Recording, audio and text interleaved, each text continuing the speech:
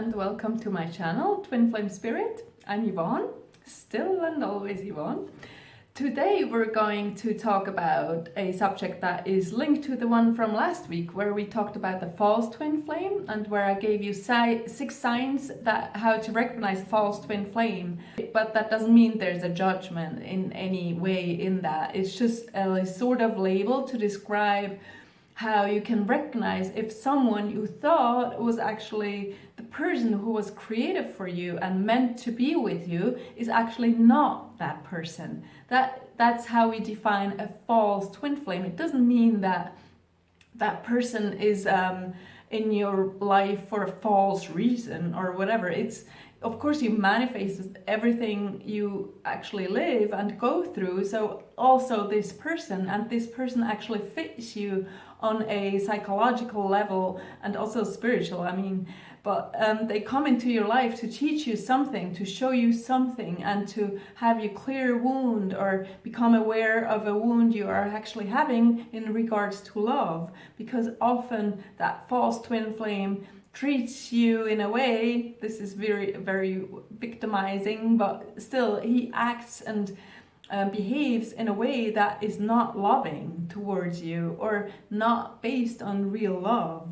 And because you're not used to that, or you have a definition of love from growing up that is not linked, doesn't have anything to do more or less with true, real, unconditional love, you're gonna fall for that person because they sort of push the right psychological buttons in you in order to wake you up and show you what you're that you're not dealing with true love here. So it helps you become aware, and in that way it's also the catalyst, we said, to your true twin flame, your false twin flame. But it's not like saying true and false is not in a goal to judge anything or anyone, or even if you become aware you're with your false twin, you haven't done anything wrong, you're not stupid, you're just becoming aware. And all I'm trying to give you here in these videos is clarity and something you can work with, and you can actually tell, okay, I'm probably this is probably my twin flame, just as you're able to say, this is my uncle, this is my daughter, this is an apple tree, right? There's no judgment in that. It's just not, if I'm going to tell you the apple tree is your daughter, you're going to be like, no, right? Just wanted to clear that up before we start to talk about the signs, 6 signs for the true twin flame. So, remember last time we said your false twin basically just doesn't love you. So they push you back, they don't give themselves to you, all these things we said, right? They don't really align with your values. So the 6 points from today, of course, go sort of hand in hand with what we talked about last week, which is point number 1. Your twin flame will feel very familiar to you. Like you will feel like you've known them forever and they've been in your life forever, or you know them from some other life. And of course the false twin, you might have that feeling too. That's why it's called a false twin flame, because it has many of the signs of a true twin, but minus the love part, right? It seems like love, and it seems like you've known them forever, and the person made for you, created for you, but they're actually not. So, but still, your twin flame, when you meet them often, it still will feel familiar to you. And they're gonna share your values, your side on life, like your outlook on life, what you want from life, where you want to go, what you want to get, what you want to make, what dreams you want to make have come true. So they share all that. So there's that familiarity. Do you say that? Now you do. I just did. So that's point number 1. Point number 2 is that your real twin flame is really interested in you. He or she really like adores you at a basis, like on an unconscious soul level, unconscious soul level, they are all over you and they recognize you like no one else does. They recognize your not your values, your qualities, your who you actually are as a person.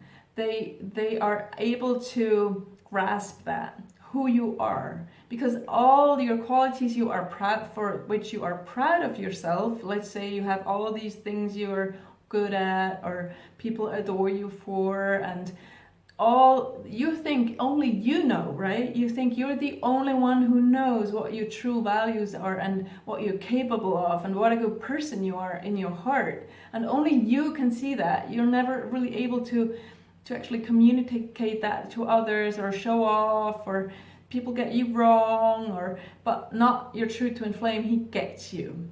Like, I had that feeling. He just gets you. He gets how amazing you are, and this right from the get-go. That's what I experienced. And if that's not the case, like with any of these points I'm telling you now, if it's not the case, it's not like that it's not your twin flame, right? It's just, as I said, a trying to bring some clarity. Okay. That was point number 2. Oh, sorry, I forgot. Was that point number 2? No, yeah, that was point number 2, sorry. It's because the 3 is similar, so I was unsure. No, but he recognizes you, right? And point number 3 is he wants your best. He wants you to get ahead in life, to live your full potential, to be happy, to discover who you truly are. That's why he rejects you, by the way, because you reject yourself. So he just rejects you out of love because he wants you to progress in life and to get ahead and to discover who you are. And this is a huge difference to the false twin, who doesn't really care all that much. He cares more about getting in your bed or like spending a weekend with you, and then he's off again, right? Well, has your twin sort of prefers to like not spend time with you, even though he loves to spend time with you, just to like make you see where you are rejecting yourself.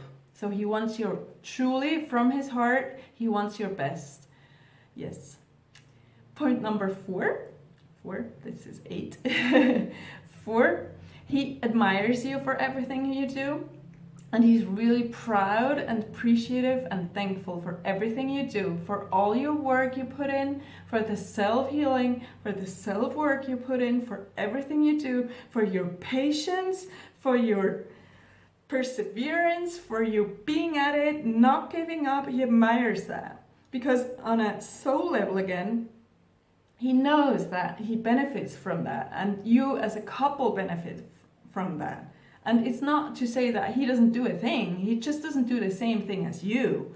And for the part you do, because you know he's not capable of that, because it's not his role, he's not supposed to be capable, but just to say he admires you for you doing your part, and for you going all in and really like fighting sort of for your union. It shouldn't be a fight, right? It should be a walk in the park, but still, like, I just mean like you go in there and you get the job done, more or less, and you're just not backing down.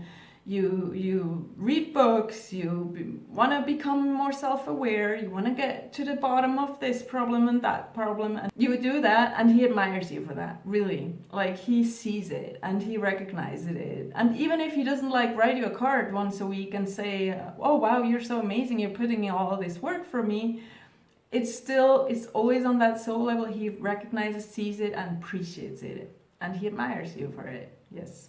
Point number 5.